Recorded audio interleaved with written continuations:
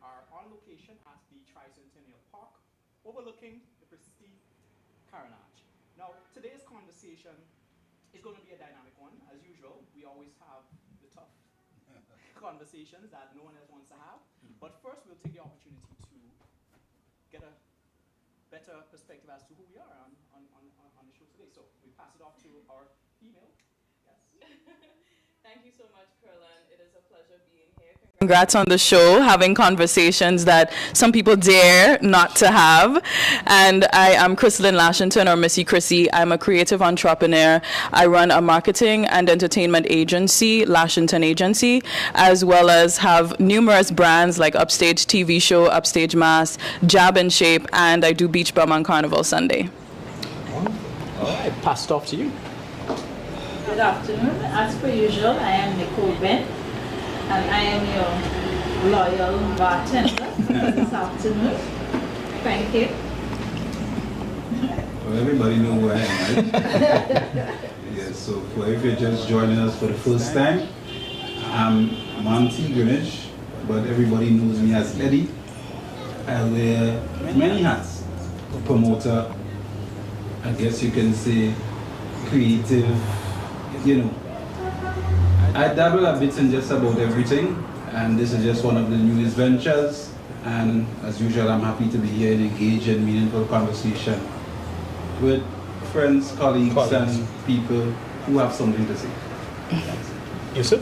Good afternoon. My name is Yusuf Ben.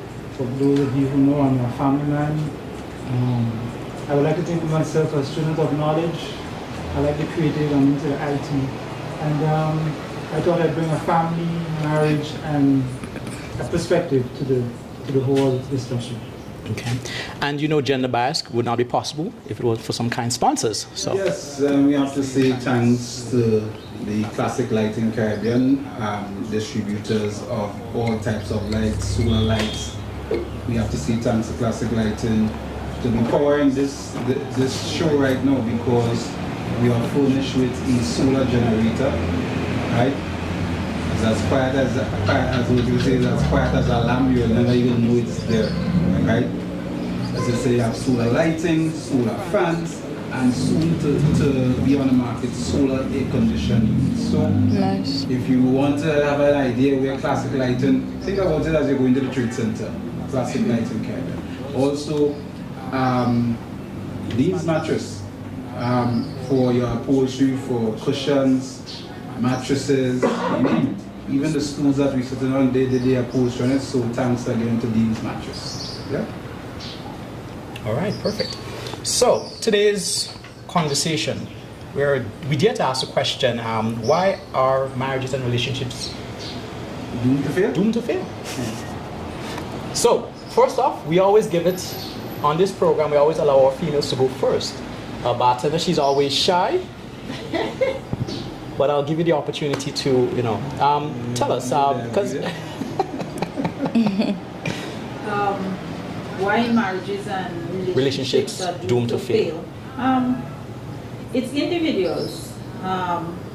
You have to sort of make it what you would like it to be, but I think a lot of times, because we are in a Christian society, so to speak, I think a lot of the problem stems from there, because you get married and you think you never, no one never really speak to you about some of the main issues. They will always tell you, okay, you need to talk things out. Nobody never really give you a real play of what it is really happens behind after that big ceremony. Especially sometimes when you start to have children, and when both of you start, growing older, sometimes some different health conditions might come on. So you just get a vague picture of what marriage should be, or you're told, okay, it's a good thing to get married.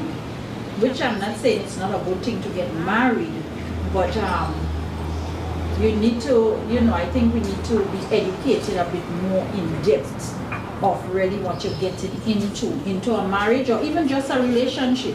Okay. Because it could be very dynamic. Okay, if I were just to step in here, it almost seems, and like I said, we need to be backed by statistics, but unfortunately we don't keep good statistics here. But from just, just looking at what we see in society today, it almost seems that the marriages before used to pan out, but now the modern marriages are not. Mr. Chris, yeah. Yes, correct. I don't know if you want to chime in on that. On older marriages versus younger. I mean, there's a lot that's happened in society way back in the 30s, 40s, 50s versus now, where you have situations where largely the men were the breadwinners of the family, right? They were the head of the household, and the women fully depended on the man financially to take care, right? The woman was in the home, she's taking care of all that's going on. Right. You have a situation now where in society, typically most men and women are working, and in some cases women are making more money than men. And when you also look at the education levels, that's something to think about. So if you now have a dynamic where I can actually leave this marriage, doesn't say that the problems didn't exist way back in the 30s and the 40s. It probably existed. It just meant that you probably could not have left, because how are you going to survive? Right? And then you also have that Christian society. There's a stigma about leaving your marriage, right? And even if it's for good reasons, because there are reasons that could be legitimate. So you have that change in society where perhaps now a lot more women can say, I'm not dealing with this anymore because I can take care of myself. I can take care of myself. I can take care of my children, should there be children from the marriage. So maybe that's one of the reasons we're seeing that difference in society, and so many other things. There's so many more things available, right? You're on social media scrolling and you're seeing other options, right? There's so many other factors, I think, that come into play, but I think that's one that stands out. Okay. Eddie, Yusuf, you want to? Let me chime in. I'll piggyback on what you said. I like to put things in context. So you have a valid point. Women now have more options. But what I think, another dynamic, for now I'll leave out the past, I'll leave it present. There is no formal, as Ms. Ben indicated, that nobody tells you how to be or deal with marriage. Added to which, as the older folks would say, come see me and come live with me is two different things. So for example, interestingly, I was telling a young lady just the other day, I might see you and you're all prim and proper. But when I get to know you, I'm like, I don't know you. Who are you? You're not the same person that you were portraying. So that's another thing. We fail to realize that what we see, especially with the advent of social media and every other thing, that instant or that perception that I'm living the life or I'm at a good place, you always see the picture, I'm a happy place, or I have this, whether it's blame or whatever. But when you get to realize behind the scene, a lot of us are empty and shallow and lacking. As well as with respect to the failure of it, I think many a times we don't try. We don't try, we fail to understand marriage or relationship. It has to be worked on and you have to stick with it. Be quick to say, you know what, I ain't taking this because, as we say, there is option, or some of us, it's the easy way out. You could just walk away. Versus, you can say sometimes it's a matter of cowardice. You don't want to fight for it. You don't know what, as one would say, the marriage actually, or relationship start when you start having trouble. That's where it's tested. As long as it's happy and it's going, you're like, yeah. But it's really tested when, as they say, you feel like busting up some more than the person. You know? Right. So we fail to work in it, and our perception of what it is when we get into it, or in our head, we think it's all better roses, but we realize it's not. Yeah. Eddie, I know in modern society we have some challenges with regards to, the different genders understanding their role. Do you think that plays a part in why marriages are not working and relationships in general? Well, this is such a dynamic topic, and has so much different flavors and twists and turns to it. I just want to say hats off to Mr. Ben because I feel proud of Mr. Ben because he's although we two men, sometimes part of the discussion he's more on the conservative side to me, which I think we most of the time on the same page. Yeah. Just that he's more controlling the way he delivers his message, right? Right. I am more raw, straightforward kind of thing. But I was very, I'm on point with what you just said, right? I want to start by saying that I think because the topic is so complex, we have to go even as far back even as a conversation we had before, which comes down to parenting and how we have socialized our boys and our girls, okay. Right? It stems from there, right? And we could have a discussion as to why this or why that, but the reality is that is how we socialize our young ladies, how we socialize them. If we continue to socialize our young ladies saying, okay, well, you don't have to take this, you don't have to take that. My goal is to educate you so you don't have to take this or you don't have to take that. I think we may be well intentioned, but ideally what we have done along the way is that we have nurtured a society of people that have a high level of narcissistic tendencies whereby it's about me. It's all about I, right?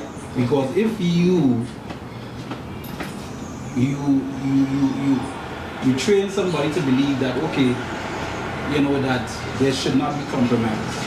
Marriage and relationship is so much about compromise, right? Right. But I think there's a lot of things in marriages. There are a lot of it depends on the values that you go into it with. Right. What is how you want to set up what works for you. So you may say in your marriage, I am the head, as a man, I'm the head of the home, right?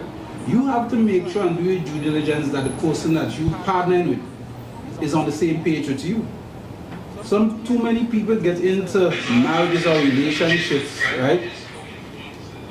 And all they care about is the party. And I say the party meaning the wedding. Reception. Mm-hmm. Not understanding that when you go into marriage, the vows that you take actually mean something, right? Till death do us part.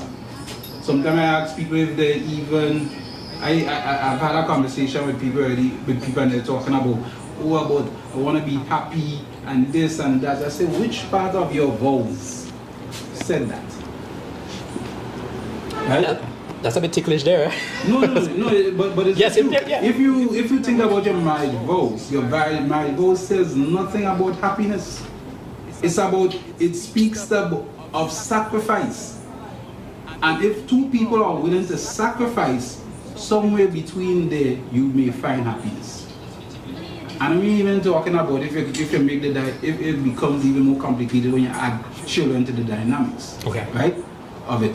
But as I said, because there's so much I can say, but I don't want to have anything. But I said people have to understand moving forward it's about sacrifice. And if, like Chrissy was saying earlier, because we live in a world of social media where everybody's saying that, okay, I have to take this. The grass is green on the other side, right? All you have to do is walk over to the next meadow, the green. So tell me, what is in it, right, for you to stay where you are? You understand? And until we get to a place where we understand that the institution of marriage and by extension relationship, because marriages are byproduct of relationships, right?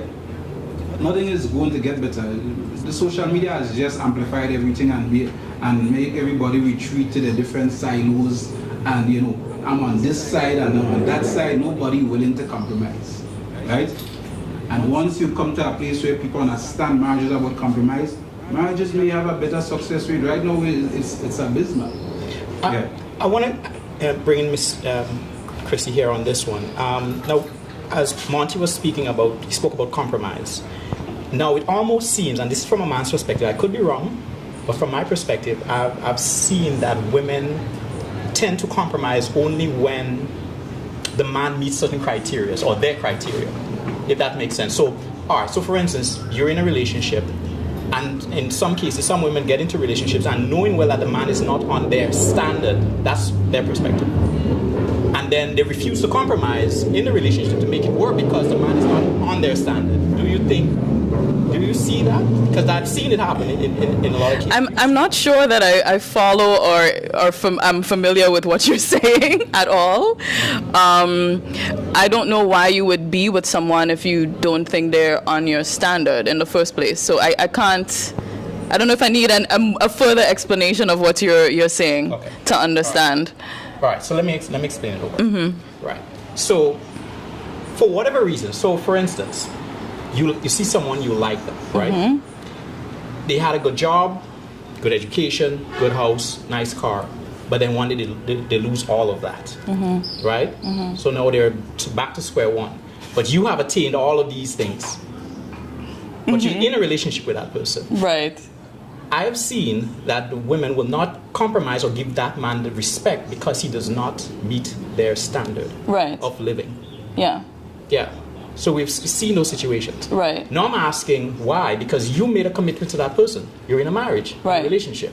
Better or for worse. Better or for worse. I mean, that's a tricky one because I think it goes both ways. I've seen situations where women have children, their bodies change, and all of a sudden the man treats them differently. I think you're saying the same thing, right? From my perspective, yeah. You could also see from... I've seen both, and I think if we go back to the vows, right, it says for better or for worse, for richer or for poor. Mm-hmm. So you have to decide how you're going to navigate that. Okay. Whether you have to check your ego. There's no place, first of all, there's no place for ego in a relationship. There's no place for ego in love, right?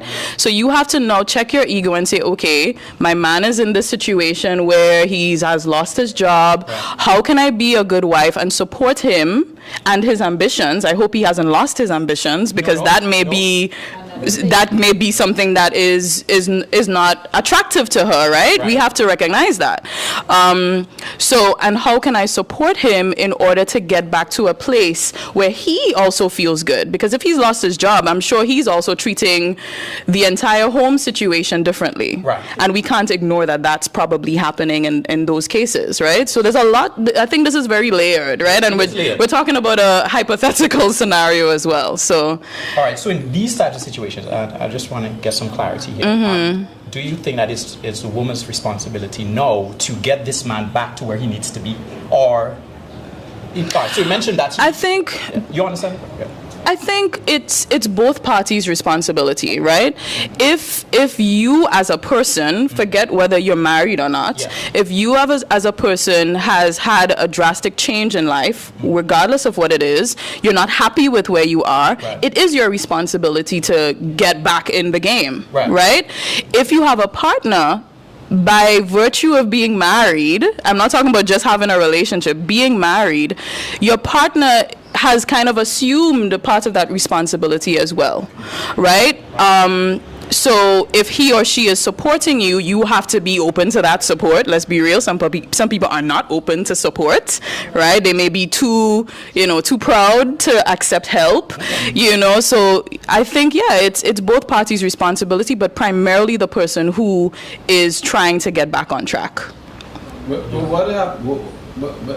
I like that scenario because just like we speak about the grass is green on the other side and you no longer have to take this and you no longer have to take that. Mm-hmm. There are people, right, because of they're accustomed to a certain standard of living, however it is, then they figure they no longer have to take this because, as I say, they could get something better. I think that is part of the problem when I say that we raise that generation of narcissistic people, is that everybody is always about them. What's a new term we was using? Everybody want to live their best life. Everybody want to live their best life. Of course. Right? And it's not about living our best lives together. It's about living your best life. Part of marriage is that the two becomes one, right? And we know we don't mean it literal, right? But I think what they're trying to convey is that... I love that we're hearing horns from a wedding right now. Congratulations to whoever it is. I love that. I love that. An actual wedding. That's amazing. We guys used to say that, back as young guys, when you hear wedding parties pass and you hear no one, you say, okay, another man got hung. And you see, y'all hear it about how women, and that's the difference between how women were nurtured versus how men were nurtured, right? A lot of girls, we grow up like dreaming of this wedding day and being literally groomed or nurtured into becoming wives. Make sure you could cook for your husband, make sure you could clean for this, make sure you watch how you talk. Those are the things we grew up with. I can't say the same for how boys are being raised. It is true, but as Eddie was saying and that Chrissy was saying before, I think contentment in marriage is key, because even seeing like when COVID started, now you look at some persons and you're like, your jaw drop.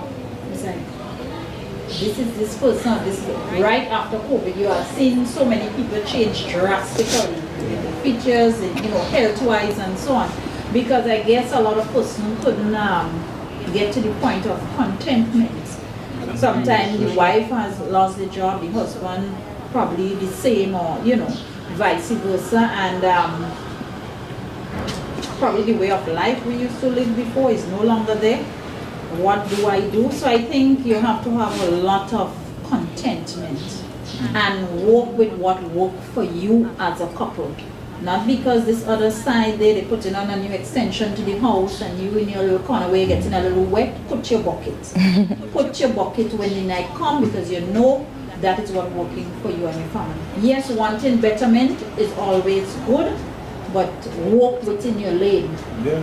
Because that causes a lot of problems in marriages. Yes. Because sometimes the wife can't or the husband can't, but I'm seeing the neighbor doing that, so why we can't do it? And it causes a lot of stress and a lot of problems. Everybody's journey is different. Yes, that is it. So I think if persons are a bit more contented, and long ago our parents, they work with what they have. They work with what they have, and I think a lot of time we're not taking examples from our foreparents. You think and you don't have meat that Sunday or what. They put a little coconut oil and everybody eats. What's in your belly, nobody sees. No, you understand? So we don't take that level of contentment. And if we do that, and a lot of times, let's look, for example, you go to a hotel and the room is what? Probably a 10 by 10 or 12 by 12 maybe. Yeah. You stay there for about a week. But you're perfectly fine. All this set of thing and all this set of clothes and all this set, it's really not needed, Sometimes you have things packed away probably a whole year. Is when you go back in the, hey, I bought this dress and I'm wearing it. Or I have this shoe. Sometimes when you put on the shoes, it's halfway you don't even get to the point and the bottom come off. So there are a lot of things we don't need, and we put a lot of stress on our relationships to begin with. So I think, contentment is key in relationship, and especially in marriage content. You have to be contented with what you have. Okay, so I agree with that. What I would also say, just as how the dynamics of everything change, we fail to adjust with the time. So we don't plan our life. We always know, okay, I want this house, I want this family, I want to go on a trip. But realistically, let's go back to schooling. The so-called religious education or family life education, for want of a better word, is crap. I would say time has changed. You have to adapt. So you educate folks about, if you have 2 or 3 children, this is what it's going to entail. It means you have to buy 3 and 4. If you have multiple partners, if it's from a man's side, you have multiple partners. For different children, it means you have 3 and 4 households. So it means you have to work harder. Be practical. This thing about abstinence, it ain't happening. So we need to change the dynamics and say, you're getting into a marriage or relationship, this is what you need to do. Just as you do a business plan, you do a life plan. You say, things is gonna get rough. So you do scenarios, just as you have maths and you work with problems and you do dictation and literature and English. Similarly, you draw up a plan, the what ifs. All right, so you get married, you plan out age for you, not necessarily societal age. But what's the best age? You plan to go to school, you plan to do a job. If so, this is the expectation. So you know by right that if you forfeit, you say by 20 you want to get married, and you reach 20 and it didn't happen, you now have to have plan A and B, the what ifs. What if your partner die, your mother die, your family die? How do you adjust? So I think what we need to do is have plan structures that, as I say, you plan to have 3 children, but you end up having 5. You need to have a scenario, how do you deal with that? You need to understand, let's take it from a male perspective. I'm getting married, I need to understand at different times in my life, adjustment has to be made.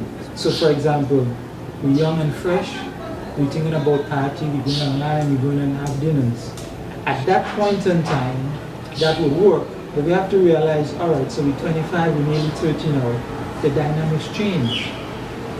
Wife, you might be as attractive, I might have a pot belly. How do you deal with that? You know, versus you saying, you know, Job and shape. and we tend to go back.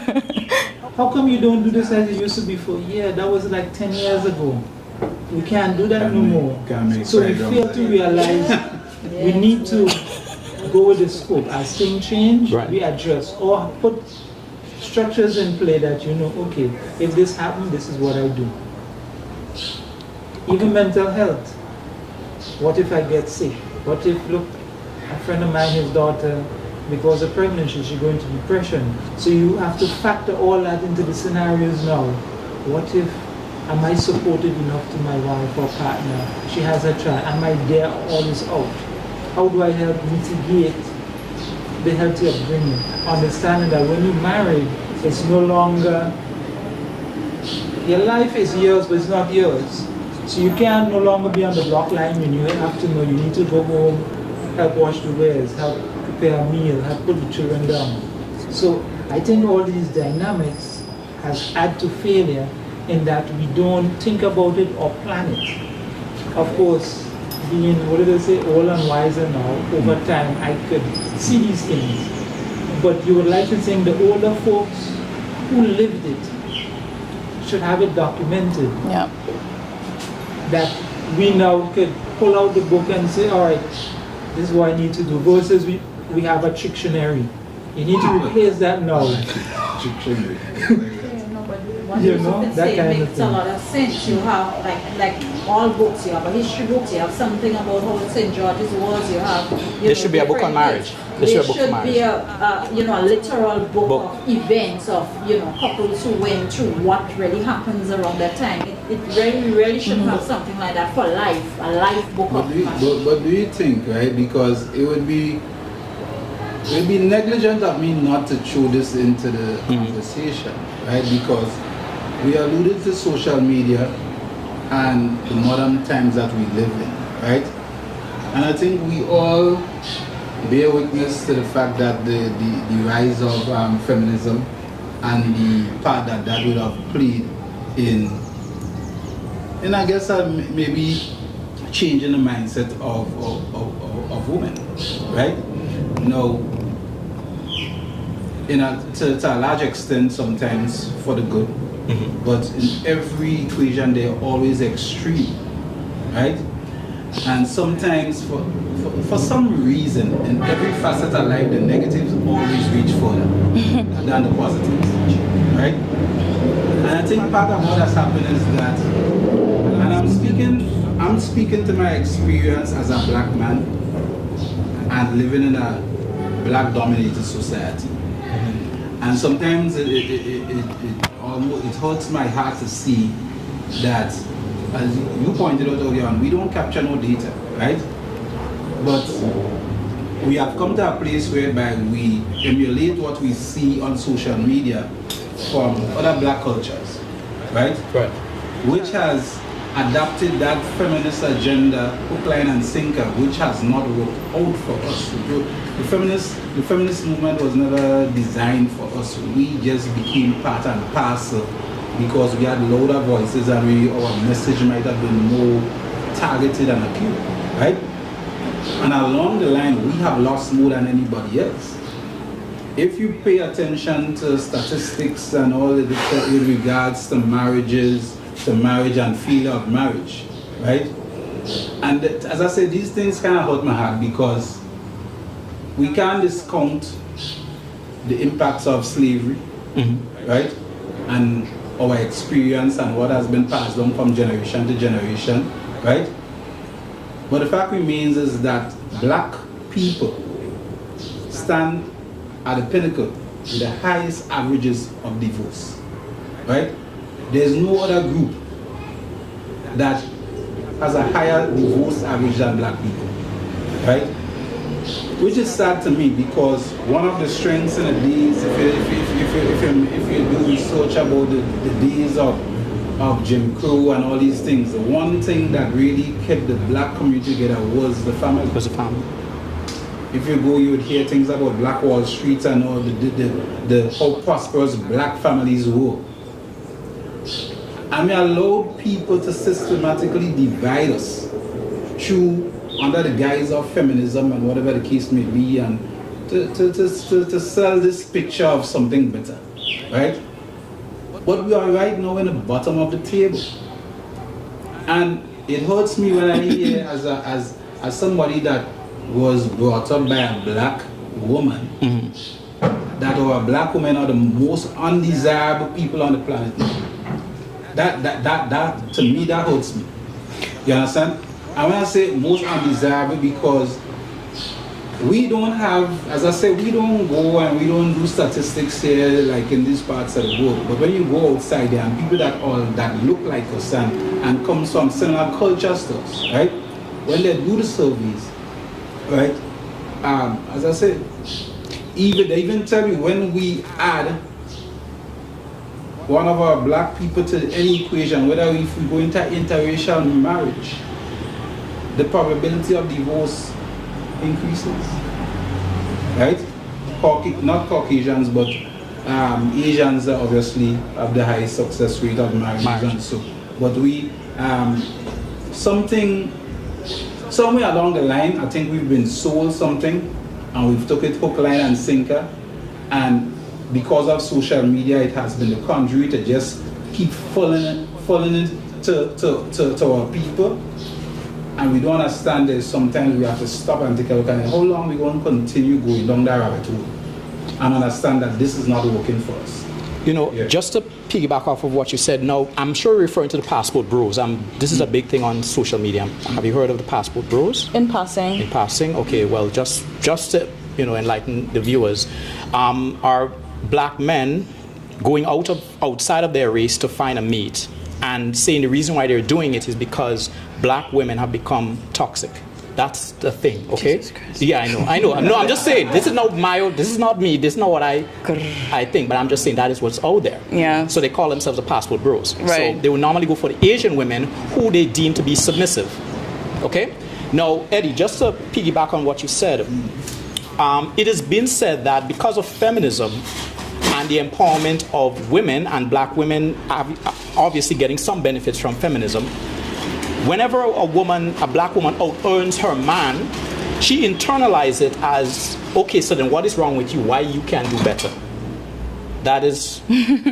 So I would just like to get your take. So much hair. I know, but this is the reality. I need my notepad. Yes, so much hair. I know. No, but this is the reality. Right. The way they internalize them out-earning their mates, they internalize it as, okay, well, if I'm able to do it, then what's your problem? Not realizing that they're having a leg up because of feminism over the man. I want to hear your take on it. It's a lot, I know. It's a lot. There's so much that Eddie said. Yeah. Oh. There's so much that you just said. There's a lot there. And I could flip your last statement and say that if and when a man finds out that his woman is making more than him, he himself, without her having to say anything, is going to start feeling away. Okay. And start acting a certain way. Yes. Okay. Ego. Take one more thing to add to that conversation. I don't think men have always had any expectation that we have all ever had access to our mates' fortunes and finance. That's because of culture. We have never. I think generally men don't care about women money. But if they don't, No, they don't. but if they find out she's making more than them, Nah. it is going to change the way they. I am telling you. Kind of worm say, I'm sorry. I'm telling you. I am telling you. Even education. I hear people talk about education, and I hear people talk about money and how much they make and degrees and whatever it is. We don't care about your degrees. That does nothing for us. I can't recall ever having a conversation with a fellow brother or a man saying, "Watch now, I'm looking for a woman with a doctorate." That's just so I mean, different strokes for different folks. To go back to your thing. You will get it. Yes. I see what both of you saying, meaning, I don't think you quite get what she's coming at. Meaning, I could understand where she's coming from, that a lot of us men, because of how we were brought up, you're in charge, you're the breadwinner, you're supposed to be doing this, and if you're not, you fall short, and you're not a man. So that has been ingrained in you, that if you're not making more money, if you can't look after the home, that you're not a man. So that coincides with what you said. As long as a lot of us men don't know how to deal with strong, independent women, we tend to take that now and feel a bit under the stuff. Threatened. Yeah. Okay, I want to From that perspective, from your angle, it's true.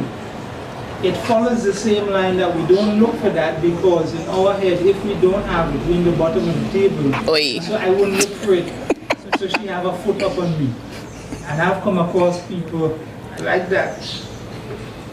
Okay. I kind of different. Okay, you know, I different in that. Yeah. I don't mind if my wife or partner making more than me, as long as they show me respect and don't hold it on me. Yeah. Hold it over my head. I'm good with that. But that goes back to what I'm saying, and I would allow Chrissy to chime in, but just quickly, just to touch on what you said. Remember, it's how they internalize them having access to opportunities over a man. How they internalize it, how they interpret it. So I'll give you the opportunity to say what? No,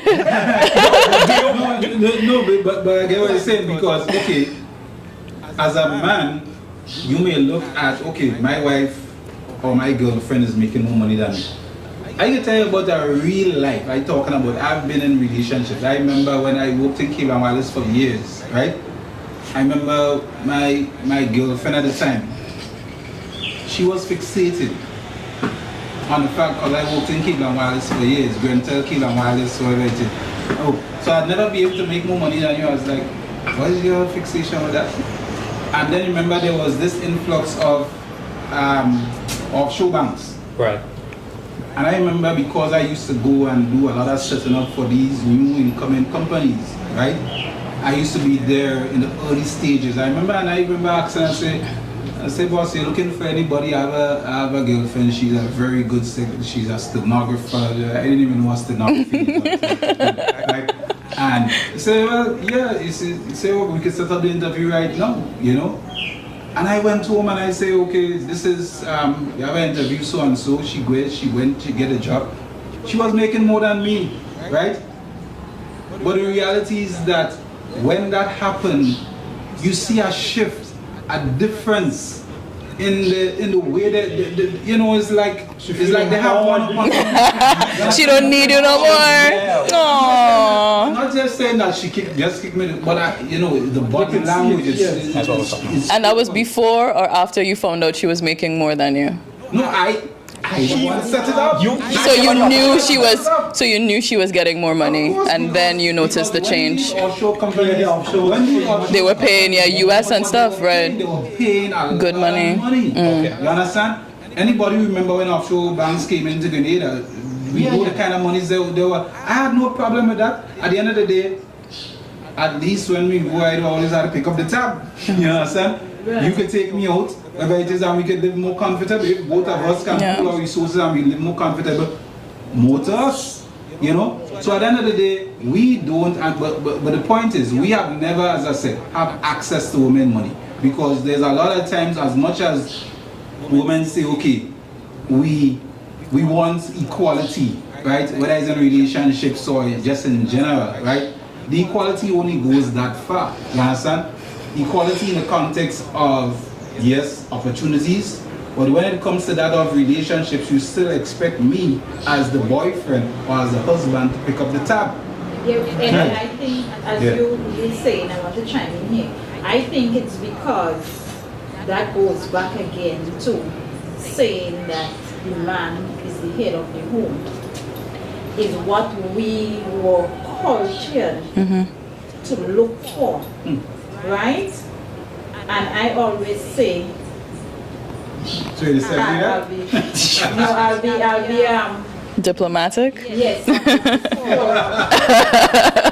Because really what really is the head of the home? How do you take it? And again it come back, because I've grown up in a Christian home, and what it is we saw is that what the man say goes, women, you don't have a say. So I think we've been oppressed with that for so long that now with social media, with all these different things, and probably even with the women being a little bit more educated, and as we fight to get these degrees, and we fight to get a better job because we want to be on top there to get away from this, this quote unquote man is the head of the home thing, because it went as a poison, not as a positive. It went as a poison, not as a positive, because the men because the men to being the head of the home is like, yes, you are the head of the home, yes, but with the head of the home comes with certain responsibilities, and more than ever, you see a lot of quote unquote head of the home, which should probably be not even in the home. Yeah, let me ask you You understand? Yeah, because they're not doing what they're supposed to do. Y'all ever drive around at nighttime and see how much men in the warm shop? In the rum shop? Men have always been in rum shops. Oh. And you mentioned something earlier. You talked about slavery and its impact on the family unit. I can't speak about African Americans because that's not my reality. I could speak about Grenada. And I think slavery has done a lot in terms of dismantling the family unit. That's clear, right? And also we've seen that culture of a man all over the place and not necessarily choosing to be in the home. I remember a few days ago, someone gave me a statistic. I don't know if it's true, but they said 54% of our households in Grenada are led by single mothers. Yeah. Could be more. Yeah, it could be more. Could be more, right? Y'all could hold us accountable to that, do the research and get to that. But what does that mean? So 54, that's the majority. Yeah. So I would argue it's higher than that. It may be higher than that. So the question is, where are the men? Yeah. I think that was a UNICEF report. Because she ain't making a child on she own. Yeah, but here's what I would say to you, right? Because, and that is a mistake I think we continue to make, right? I've had this conversation just this week with somebody, right? They asked, so, as a matter of fact, I was speaking to a more mature person than me, and she would say, the men are useless and this and that and the other. And you talk about and the head of the home and leaders.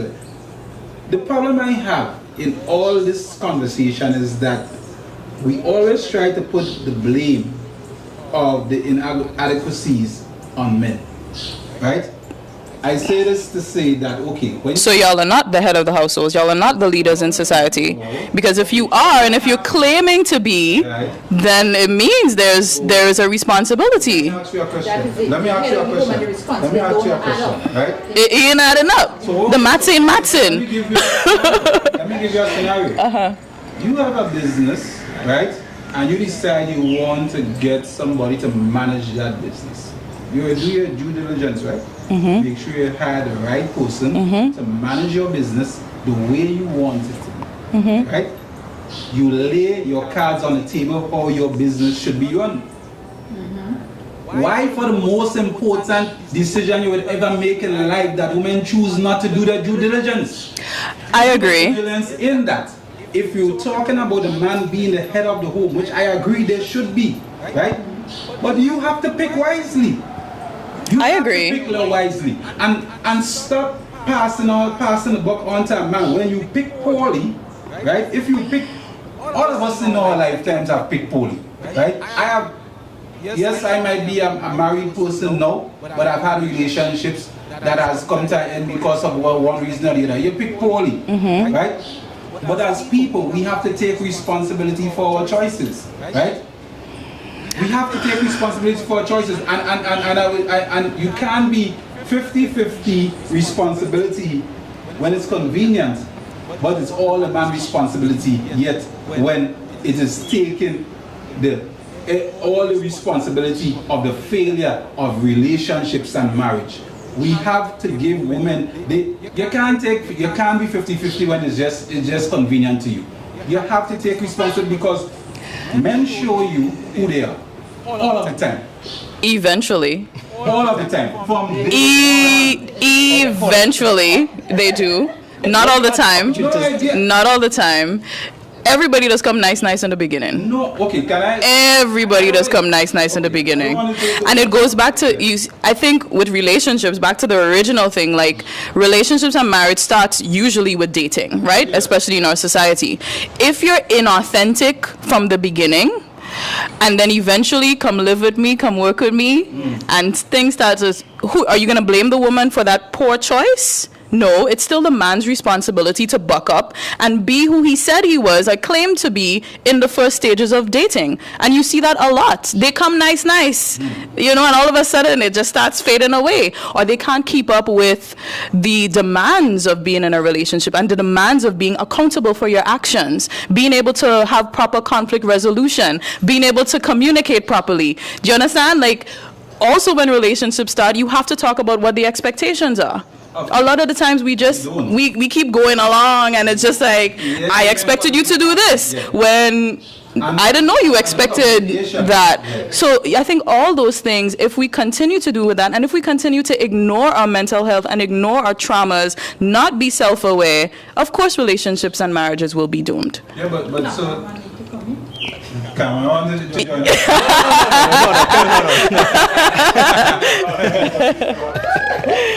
Yeah, but I don't disagree with a lot of what you're saying, right? But my biggest issue is about the responsibility for people's decisions. We are all grown adults, right?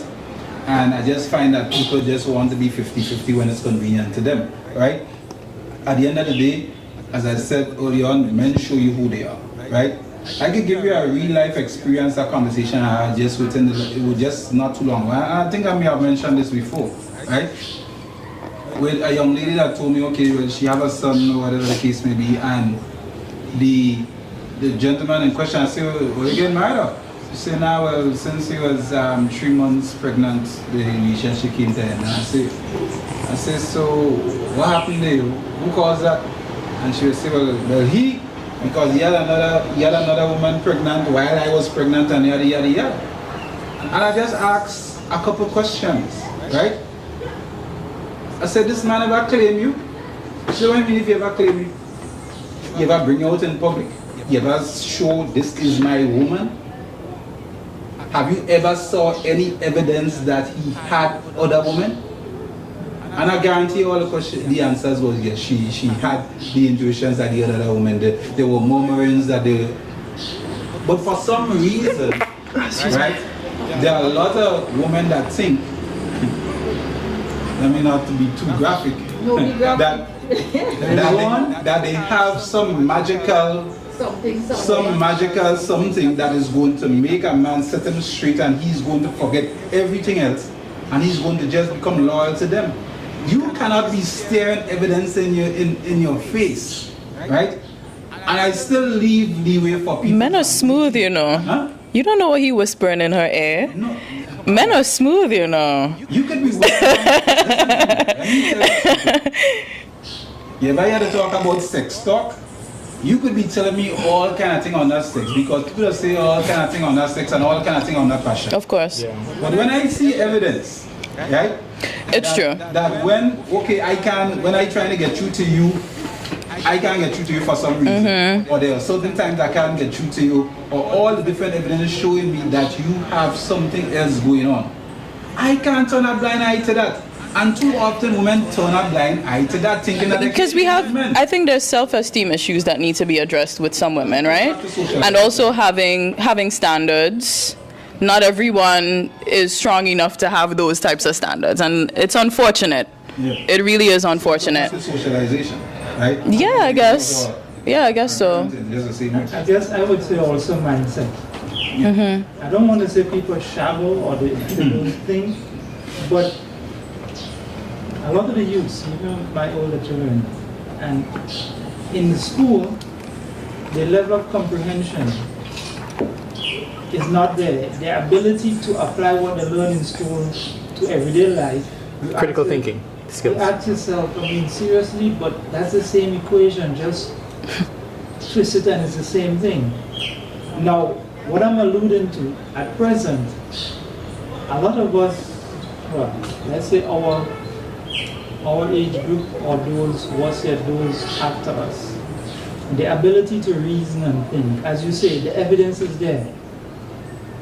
If you choose this partner, it won't work out. Or if you do this, it won't work out. But the ability to reason and think that, look, you've tried with this guy, you got pregnant, you tried the other one. At what point do you take stock of yourself and say, you know what, I need to reevaluate. Take away all the dressings, it's the same people I keep choosing. So I think sometimes our ability, or even look, we claim in social media and every other cultures, they're presenting something that is so fancy and dreamy that we easily buy into it. And when you examine how you live in, you actually have what you, like the dog on the bone, you know the story? The dog in the shadow. Yeah. You're going behind the shadow when you already have. So sometimes we see this glamorous, or just the other day, we have these singers portraying. I mean, I don't want to call names to say, but you have a known singer, she's singing about being single and doing all this, living this life.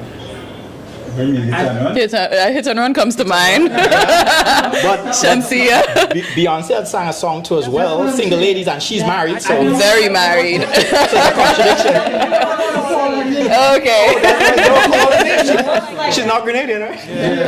The point was, Yeah. they're singing about all this fancy thing, just like the guys talking about, I've got 20 rims, I've 50 cars and all that.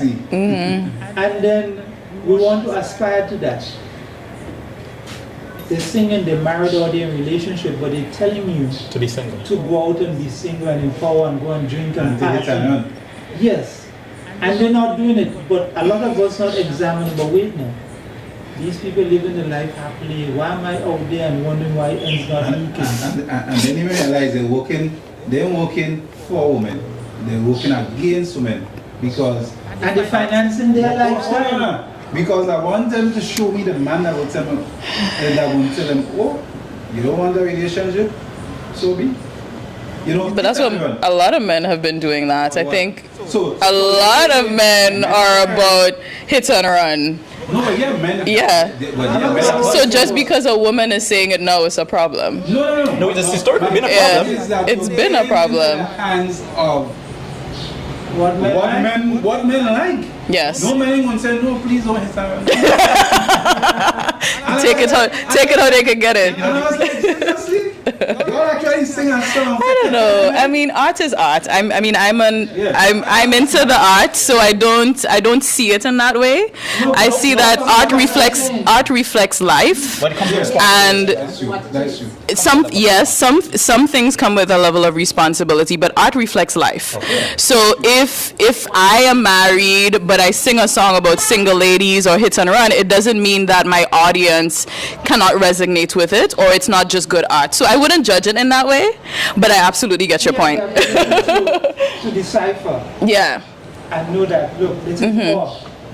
This is just a movie. Why you want to try to be like the movie? Yeah. You think you're going to put on a robe and just flap and fly, but the people doing it, they're not, Yeah, people get hurt for that. and they're not on drugs.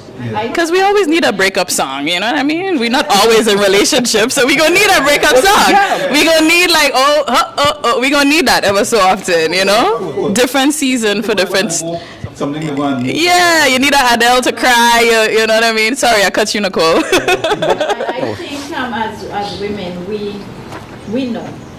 We have that intuition that even though you're in a marriage or you're just in a friendship, just male to male, female to female, just as friends, you get certain things. As women, we know a lot of things. But I think too, again, culture and bringing up. In our days, they would say women should be seen and not heard. You kind of leave things under. You would know your parents having issues. The husband might be beating the wife, or the wife might be beating the husband. Yeah. But it stays there, and you should be quiet about it. Yes. So I think we grew up in this culture, even though you're in a marriage and you know certain things. Women, women, we are caregivers. We are to make things okay, make things right. So I always amazed that a relationship finish and I say, John, what happened there? Girl, I don't know, Thing was good with us. We never had a problem. Everything. That brings me to that question. And for months, years, she telling John what the problem is, eh? No. I want to ask a question. Because you say something that we've always been hearing from since we were small about woman's intuition. How come woman's intuition does never tell her when a man unhappy? On a what? Ooh. How come woman's intuition unhappy? Okay. teaches them or inform them on when their mate is unhappy? Do you think that's true? They know they just have an override. They have an override. Because that's right, but they ain't seen that. I mean, I can't. Women's intuition only works to me when it's of benefit to them. And when it's convenient. No, I wouldn't say that, Eddie, because let's say, for example, you might have your partner, you're married, or you might have a relationship, and you know the man have somebody else.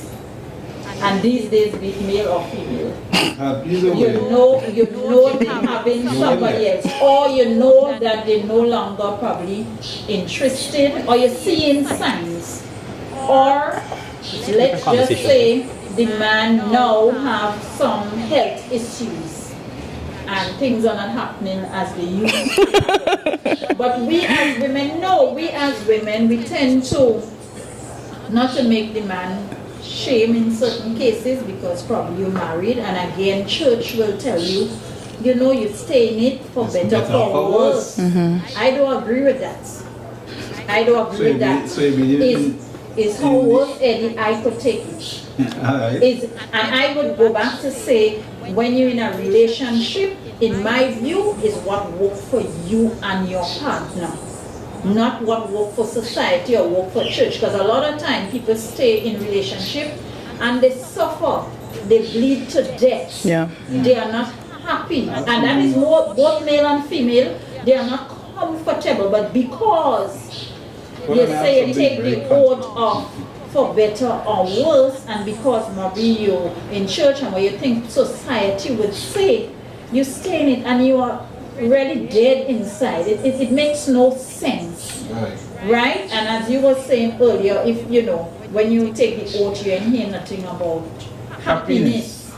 Well, you ain't hear it, but you have to make it inside of the end. Because if it's not happy for you, if it's not comfortable for you, just imagine, Eddie, you in a relationship, right? Or you married, and your wife is constantly beating you. You can't go outside without that because whether rain coming, sun shining, you have to wear something to cover up. All of a sudden, you have to buy these feminine powders now to put on because you have a lot of scars on your skin. Sometimes you can't even get up to walk because you get so much clothes. That's abuse. We don't condone that. We don't condone that. Let me tell you something. It was. No, but one thing, and I want to make this disclaimer, right? I'm not an advocate for any man that abuses a woman, right? Things happen in relationships, right? Things like what? And I would argue to people that sometimes the first people that lash is women, because women are more. Watch that. Is that true? Listen to me. You have no idea. I've been in some relationships. Women are always the ones that hit first. There are men that hit first because maybe or they were nurtured or whatever the case, right? But I'm not an advocate for men that are going to abuse women, abuse children, or anything like that. So Right. I just want to put that disclaimer Right, there. that is why I say, Eddie, But for the better, for the worse is, Eddie, you know, in each relationship, I would say, is what works for that couple. Right? What works for that couple. Because you may have, let's say, your husband, my wife might have a husband, and that man just constantly probably just always putting his socks somewhere. For that wife, it is a... The toilet seat. Or is a problem. No. The toilet seat. That's why I'm saying for each person to their own, to each couple to their own. Because yes, it can be. my household is not yours. Eddie. Yeah. Understand that, but you have to understand this, right? There's one constant, right? There's a purpose for things in life, right? Men and women get together to procreate.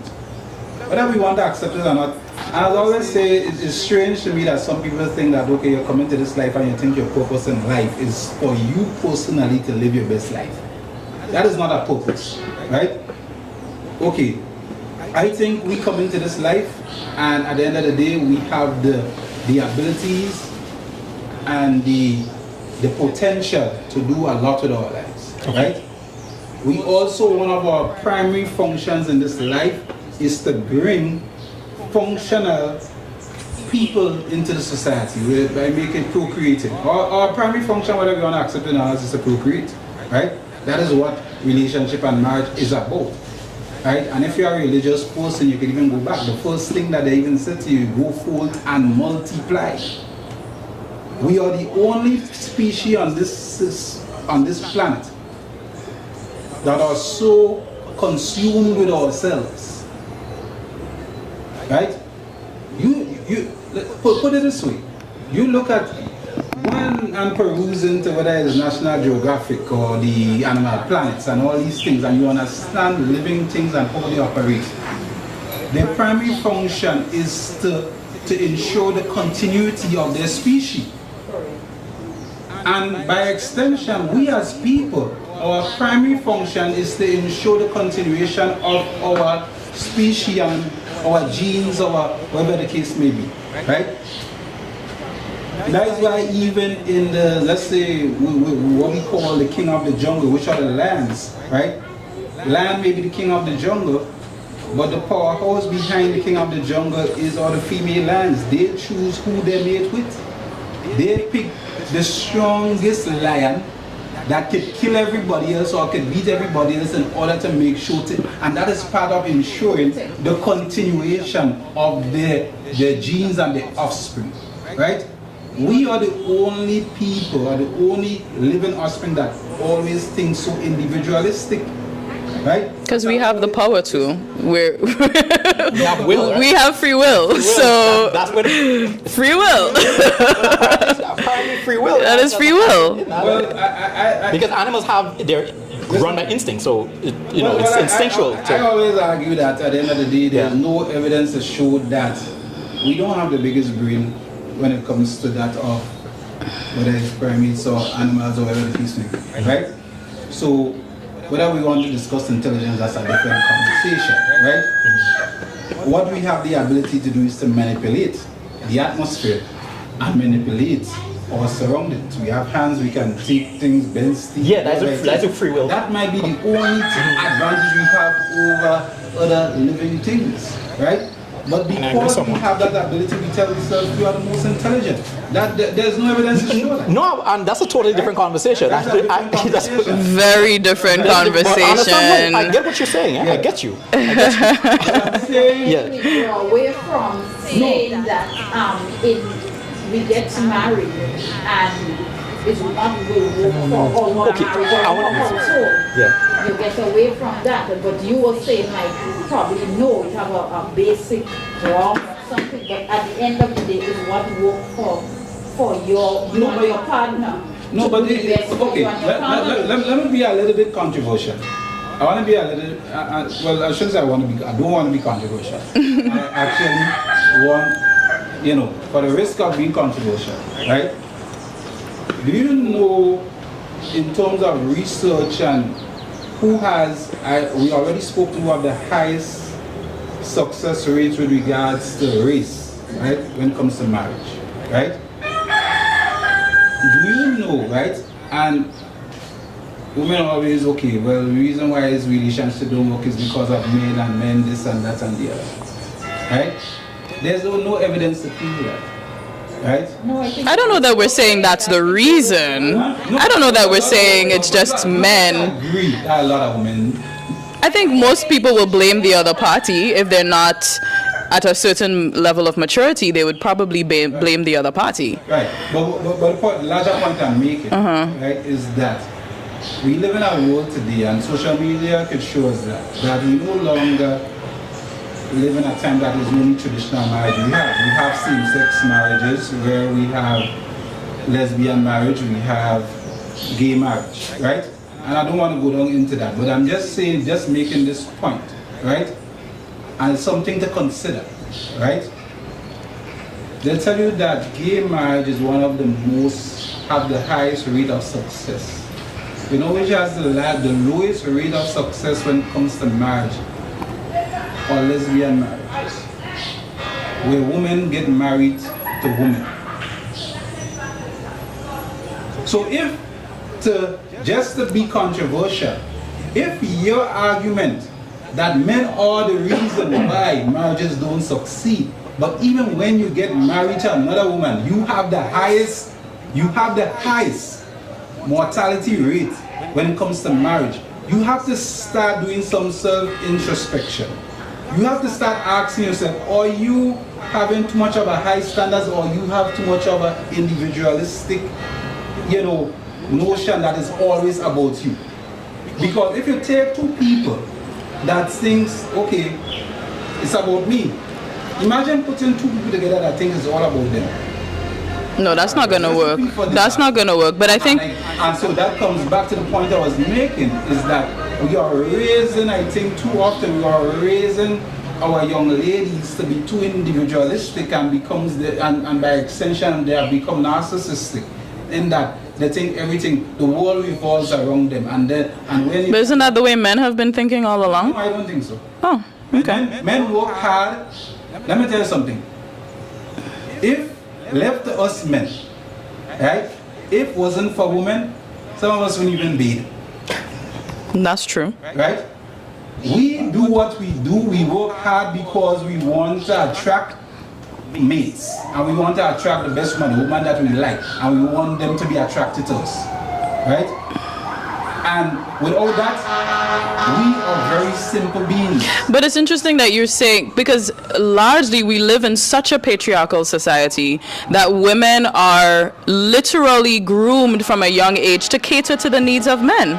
No longer. Look a certain way, dress a certain way, walk a certain way, talk a certain way. Well, you just said. So I don't know where this individualistic, narcissistic women. I'm not familiar with that. But you just said, right, earlier on, that our society is dominated by female-led households. So who are raising these men are we talking about? That's a good question. Who are raising these men? Women. So who are giving them this mindset that you're talking about? That's a good question. So my point is, right, that, and I think that's a larger conversation. We have kind of touched that topic already. That is society led by too much of female-led households, right? But I think there is a deficiency in that female-led household model, whereby we have children growing up with, as I say, deficiencies in one way or the other. And I don't want to hit on the female-led households and say the women-led households and say that there's something necessarily bad with it, because we've seen a lot of good men come out of a home led by a mother only. We also cannot ignore the fact that our society is very multifaceted, right? So even if you're in the home with your mom, You may have an uncle present, right? You may go to school and you have a male teacher. You may go to church and you have a few men in the church that you also have examples for and leads you in that way, right? So we can't just make it seem like there are no men present. I think probably, no, here's the issue. We need to start thinking about what examples in men are present and what information is being passed on. You said yourself, when a wedding passes, you say, oh, a next one, right? So what is the mentality that's being passed on while we are in the home learning to be a domesticated wife? and also make sure we have degrees and make sure we educate. Like, there's so much pressure on women and not enough pressure on men. I think sometimes we as a race, and I am speaking about black people, for the sake of us taking over the conversation. I know, I'm done. Sorry about that. But the thing about it is that sometimes we don't pay enough attention to the trauma that we have suffered from slavery, because we have moved from a place and we don't want to watch now.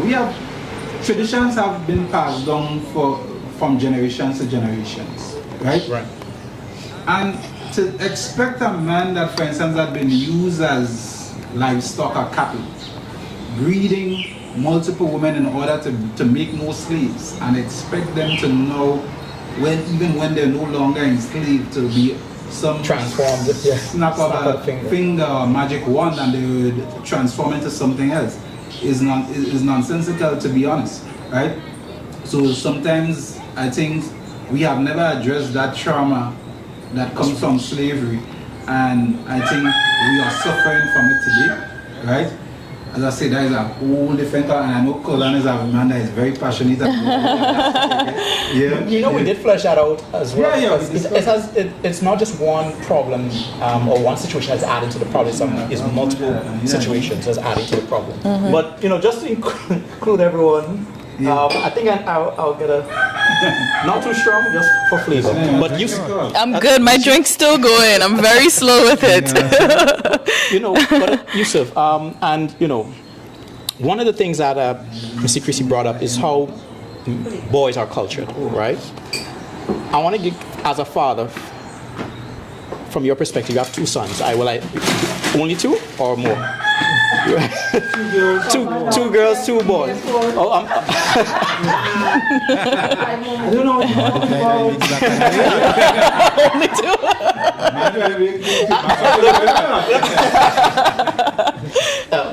Yes. What is it that you like to? What type of principles and discipline what you instill in your children, especially the young men? Yeah. As a father. Well, let's put it this way. We have covered some of these before, but I'm kind of different in a lot of ways. One, I'm Muslim. Yeah. Two, apart from marriage, I understand, and we talk about, I was brought up by a single parent as well. Okay. So I knew my great-grandmother, I knew my mother and my mother. You know, so I have that background in that I could connect with female, I understand that. So with respect to my sons, in our household, I teach them to be neutral, meaning I would wash the wares, I would wash the clothes, I would do the house. Okay. So it breaks away from the tradition that they're thinking that I just sit and watching TV or I only go outside and work. Okay. Sometimes wifey switch it up. She outside doing the gardening, I inside doing the housework. So they see that. Even with respect to the animals. The sister, they would feed the rabbits and deal with the animals outside, and they would wash the wares and vice versa. So I take that approach of showing that it's neutral. And I try to, as best as I could, partake in the home and do what I need to do so that the boys could see this is what a father, a man, responsibilities are. And similarly, my daughters could see this is the standard and bar you should look at. A man that is there, a man that is providing for his family, a man that creates in the environment's home, even though things might be right or we upset with the spouse or what, they don't see that. Relationship. Okay. So I try to project and have them see that type of... So just to make sure that I understand, you don't subscribe to gender-specific rules? Like, No. okay, so you don't have that in your No, group? I don't have that. I must say though, it's sometimes a battle internally. Apart from seeing how society is, I recently, well, not over a few years now, been thinking that actually think whether it's crazy or not, Right. stuff pass on in your DNA, memory. Yeah, genetically, yeah. Yeah. So I could, sometimes I have these things of what man should be doing and who should be doing what. So I say that in the sense that internally, sometimes you get the idea, is that a man role or female role? Oh, I understand what you mean. Right. But I try as best as I could to portray. So let me ask you this though. I just want to ask you for some, because I've listened to women speak, and sometimes men that sometimes try to be accommodating sometimes get accused of being somewhat soft. And being a beta male. Right? So sometimes in your you looking at the bigger picture, trying to be more accommodating, whatever it is. Sometimes also people say you get fried, you won't fat. You understand? Yeah. In your effort to be more accommodating and to change and whatever the case may be, sometimes women still don't want that, right? They want a rock. Man, y'all can't. They want the alpha. Y'all cannot tell me, right, that y'all have not seen right here in Grenada in your own little, No, I hear you. in your little, Answer it. Yeah. in your little communities, that the good guy in the community that is upstanding and doing everything, He's a soft man. the girl's still going after the guy that she here deal with John, whatever it is, or he a roughneck that day in all kind of stupidness, or in a gang, or whatever it is. We've seen that all the time. I'll summarize it this way, Yeah. I'll encapsulate this. Because in my household, because when my wife and I got married, we were seasoned individual. Okay. And as you talk about choice, Sure. I know from early who I'm looking for a wife. So I had that, as well as wife, so when we lay the ground rules on the table. Audio clock. Yeah. Audio clock. So important, yeah. So, and they also say opposite attract, so I am more, what they would say, I'm the strong silent type. And she's the more outgoing in your face type. So you're the conservative. Yes, and she's the however, more- yeah. so I can tell you, people always think, I wonder, that's how she have him going? But both of us know, at the end of the day, I'm the man. And this is where it's at. Yeah. So we have that understanding. So in that area, we don't really have that issue. And we try to instill that on the children. That's why I say our dynamic is different. But I understand where you're coming from. Because I shouldn't have, but I was in a relationship before where you act a certain way and she think you're a punk. Yeah. I had a friend one time, she hit him a slap. You know why? Because, and when he, unconsciously, he retaliated and hit her. Oh boy. When he get the slap. But what I'm getting at is, he has never been like that before. Yeah. But she always would say, she would do things just to get under his skin. And she would say, hey, if I was my boyfriend, you would have done hit me 2 lash already. Damn. Trauma. Trauma. Why I'm just saying that he did, when that day when he reacted and hit her, Yeah. after that she behaved. Because that's how she was nurtured. Yes. Yeah. So I'm just saying, I understand where you're coming from, but we don't have that. Yeah, I think gender roles have shifted over time just because of, like my opening point, society has shifted, right? We're not in a situation where women are home and the men need to go out and fight and look for food. Like it's different. However, I believe that the core of masculine and feminine energy still exists. Okay, I agree. And I think, right, I think those that energy of masculine and feminine energy coming together is something very powerful and should still exist, whether or not the man is the one cleaning the home or whether the woman is the one who's the breadwinner. But once you have that balance in energies, you'll be fine. So do you believe though, do you believe that as a man, right, the man should always still hold the role of protector of his family? Yes. Right? I believe so. We all have certain roles. Yeah. So you believe in to some degree then just But protecting has changed from necessarily physical, like, guarding your home. It's changed. It's more so it has. So you saying that We have wars going on right now where men are in Grenada. We're talking about Grenada. They don't have to go out and fight the way it used to be back then. However, if you are protecting your woman, you're protecting her emotionally. You're protecting us socially. Your protection still exists. It's just the type of protection. Let me ask you, so are you saying that as a man, right, you living in a house, whether it's relationship, marriage, whatever the case may be, there isn't an expectation that when in the middle of the night, or you say 4 day morning, 4 day morning, you hear all kind of ruckus in the middle of the night. You don't look to your husband to... Of course. Of course. So protection, the definition of protection have not changed.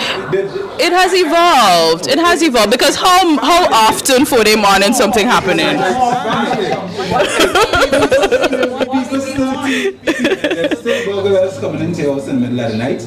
There's still somebody that may want... The probability of those things, Eddie, is a lot less than the other forms of protection that now exist in 2024. What is what we want. Sometimes a woman wants to be loved a particular way, but the man will think that, okay, all right, I bring her some food today. Sometimes for her, that is not what she wants. Yeah. She just wants to come and probably put on the kettle for me, please, so that I can just soak my feet for her. That is the love that she is looking for. Right. You understand? So sometimes it's what individual wants. Again, for the male, sometimes it's what he wants. So do you receive He may not want you to iron his pants, but he just wants you to take out and coordinate the clothes. Yes. Right? That is what he just wants, for you to coordinate the clothes. He never asks you to iron it, he never asks anything else. But that is his love language. For the woman, her love language might be something different. I want to interject something. You see this word, and I think either Colin or Missy made mention it earlier. You see respect. Oh yeah, respect. Listen to me. We have become a society. I don't want to say we have become a society of disrespectful people, but we have become a society that we all, as I say, we all gone to we own folks and we own silos because we are on this side and that side, right? As a man, I'm married. You can tell me every day that you love me. But when you speak to me and you speak to me at tone of bitterness and... Or like your little child. And whatever it is, and that is not love. You can't tell me you love me if you disrespecting me every day. And sometimes people just say, well, what is disrespect? Disrespect is the way you communicate. Disrespect is the way, for instance, let's say we have children, you extend the courtesy and understand that if a decision has to be made, you make it in concert with your partner. Don't feel because either, as you say, you have the biggest degree or you have the biggest wage, that gives you the right to make a decision on my behalf, right? And this is the meat of the matter. As long as men, we do not give a shit about love. Love is just a byproduct, and as I say, is the icing on top. Give me respect every day, speak to me right, communicate with me effectively and precise, and we good. Too often that I think people don't understand that being a strong, and somebody said, and I had also say this, Stop saying this thing about strong, independent. Yusuf, that said it. There is no such Calling names. independent woman. I'm calling names now. That's what I said. You that said it. It irritates me. Yes. Why it irritates me? Because there's no such thing as independent. Really, Grenada is independent, but Grenada cannot live on its own without the Caribbean community and by extension the world, right? So why you think as a woman you can live independently? I understand by saying and celebrating strong independent women how it doesn't encourage partnership. It may not encourage partnership. However, if my mom stands tall and says strong independent woman, give her that. Because that's what she was and is. Do you see what I'm saying? So it has its place. Well, The interpretation, like I said, you is see- not. you see- I don't dwell on words. Eddie. I don't go there. We have, you know, we have He's like, cut. we have to wrap up. yes, Yes, but like I said, I tend not to focus on the words, but how are the words interpreted by the individual is what and how they view it. And I think once we take that into consideration, then we should be fine. But I'll give everyone quick, comments, closing comments, 30 seconds. 30 seconds to yes. close. To Wow, close out. this has been a great conversation. And I think I absolutely agree in the manner of like women need love, men need respect. And I'd encourage anyone who's trying to be in a relationship to read the book Love and Respect. I can't remember the author, but it actually gives the tools it breaks it down as to how to love your woman and how to respect your man. And it's a really, really good book. And I would say, make sure traumas are healed, because I think we go into relationships with traumas and that becomes a problem. Communication has to be good. Also knowing how to understanding the love languages of your partner, but also understanding how to fight. I think that is also a big conversation. Knowing how to fight and knowing how to solve conflicts in relationship is something that's big as well. And it was a great conversation, and I'm looking forward to hopefully the next. Yeah, I would say it was a great topic, great input from, all panelists. And just to close in saying communication is the key, because what you think really happened or what you think you saw, it's not that. If you don't talk it, if you don't say it, if you don't say, listen, let's stop or find this, that, or the other, sometimes you just go down roads and, make a lot of bad choices and decisions. Sometimes you have a good thing going, but when you don't communicate, when you don't say, well, this is what I think I saw, this is how I feel, Right. It doesn't make me feel good, what you have to say to it, and you listen to your partner. So communication is the key. All the time on all aspects of things, communicate. Okay. Yusuf, Yeah, 30 so, seconds. As always, it's been a pleasure. What I would add is one or two things. Don't have preconceived notion. Plan out your relationship, pros and cons, 10, 15 years. And look at those people whose marriages or relationship has failed, as well as those who still standing, and seek their counsel instead of having preconceived notions. Yeah? Perfect. Eddie, I'll give you the opportunity to send us home. 5 seconds. Yeah, I'd like to just- Couple seconds. Couple seconds, Eddie. I'd like to take this opportunity to wrap up by saying that don't be fooled by the title of the show. Gender bias. It's all about having that male and female perspective, and we're not saying that that all relationships and all marriages are doomed to fail, right?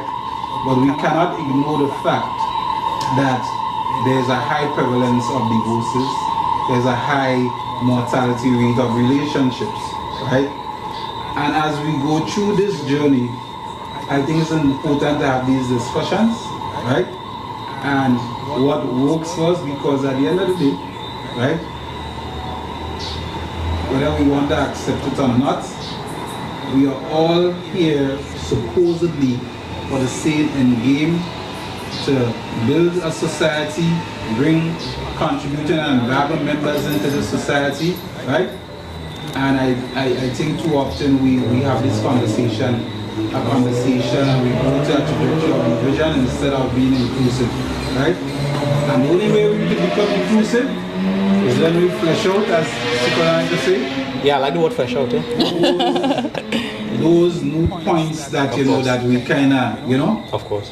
we need to flesh out these points, because at the end of the day, it only augurs well for society at large. Yeah? All right. Well, I say no more. Thank you for viewing, and stay tuned next time. Goodbye. And that's all right.